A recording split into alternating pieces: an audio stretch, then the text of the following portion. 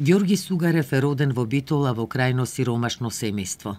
Насилието и неправдата на кои бил сведок уште како мал го предодредиле неговиот подоцнежен живот. Поради немаштија не го завршил 4-тиот клас во Битолската гимназија и почнал да работи како учител во Битолско и Кичевско.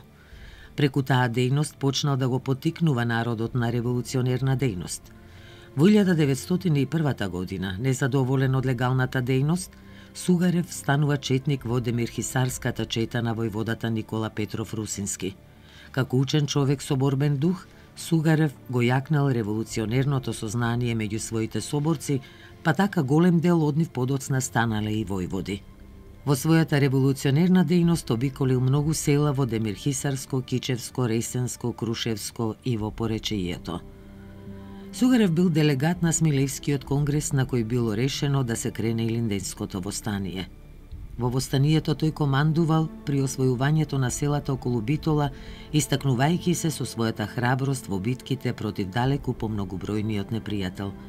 Преку неговиот пример и пожртвуваност, Ѓорги Сугарев станал пример за неговите соборци и легенда за поробениот народ.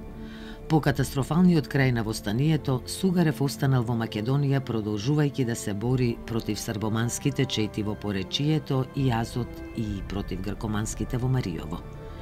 Испратен во Мариово за да се пресмета со андартските чети, Ѓорги Сугарев со неговата чета бил предаден.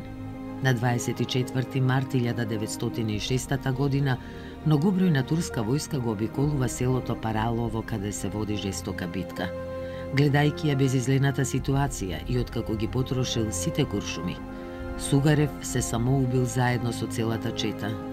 Во народот останало длабоко врежано сеќавањето за него како изморедно тивок, спокоен и прагматичен човек, кој секогаш зборувал со луѓето, бодрејќи ги да опстојат во борбата до конечно ослободување. За негов спомен, народот ја испеал песната "Заплакало е Мариово". 24 март, денот кога загинал Ѓорги Сугарев.